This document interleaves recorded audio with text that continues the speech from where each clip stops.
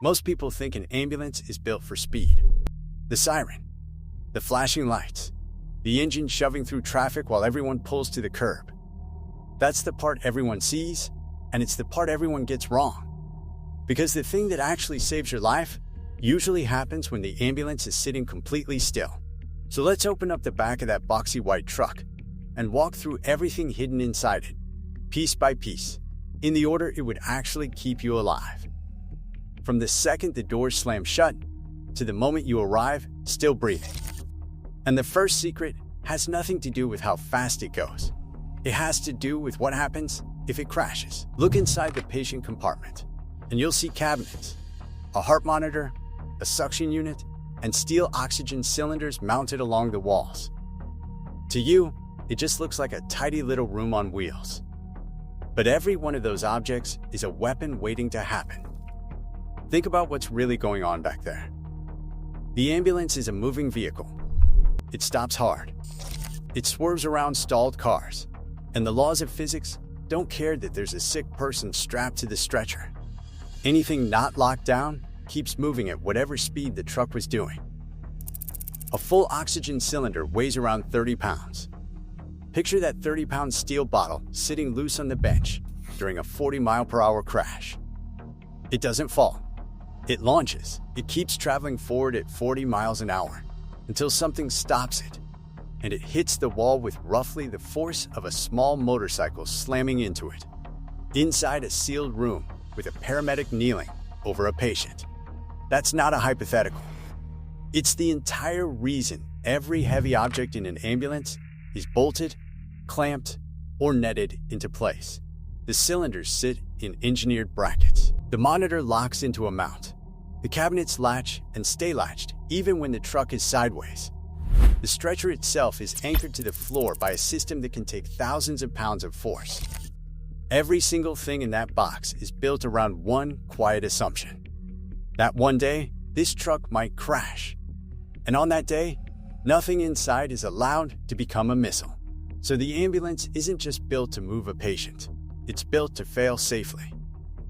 Now, all that equipment needs one thing before it can do anything at all: electricity.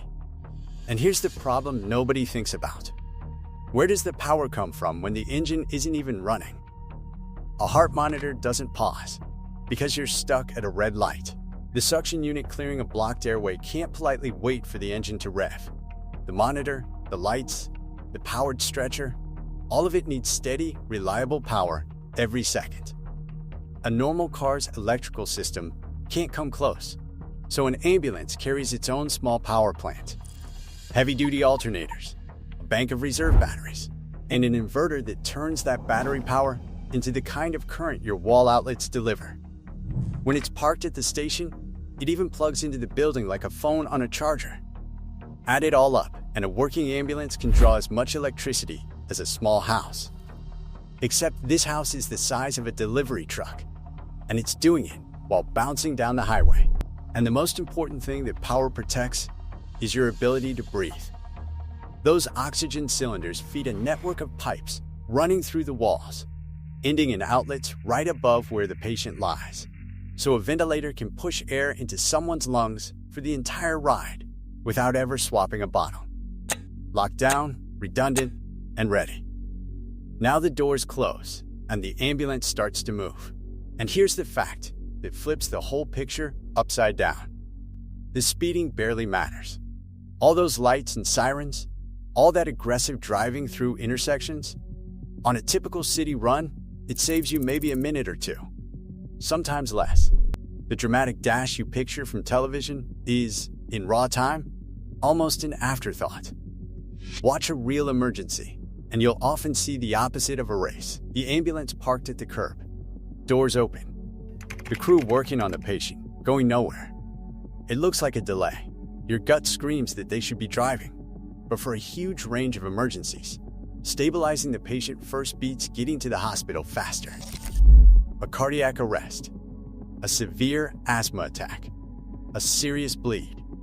The treatment that saves that person doesn't happen at the hospital. It happens minutes earlier, in the back of that parked truck, in someone's driveway. Because the hospital isn't where your treatment begins. It began the second the back doors shut.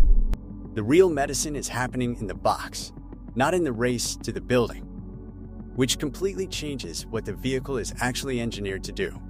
It's not built to be fast. It's built to be a smooth, stable, survivable platform for doing medical work while in motion. Think about what a paramedic is trying to do back there. Slide a needle into a vein the width of a drinking straw. Read a heart rhythm. Push a precise dose of a drug. Now imagine doing all of that while the floor is pitching and lurching over potholes and railroad crossings. A normal vehicle suspension would make that nearly impossible. Every bump would jerk the needle. Every pothole would send the monitor sliding. So ambulances run specialized suspension, many of them using air ride systems, tuned to keep the patient compartment as level and gentle as possible. The goal is a ride smooth enough to thread a needle in the back while moving down a rough city street. And here's the scale of what that suspension is carrying. A fully equipped ambulance, loaded with gear, fuel, crew, and patient, can weigh around 14,000 pounds. That's 2 empty family sedans stacked on top of each other. The engineering trick is making something the heavy ride smoothly enough to do delicate surgery-grade work inside. A hard, jolting ride isn't just uncomfortable. It can rip out an IV line or turn a steady hand into a shaking one at the worst possible moment. The smooth ride is itself a medical instrument. So the gear is locked down. The ride is smooth. The crew is working on you the whole way. But there's one more system running that you can't see at all. It's invisible, and it travels faster than the ambulance ever could. Information, while you're lying in the back. That heart monitor isn't just beeping for the paramedic. It's recording the electrical signature of your heart, and in many modern systems, sending it. That data gets transmitted ahead, over radio or cellular, straight to the emergency room you're heading toward. Think about what that means.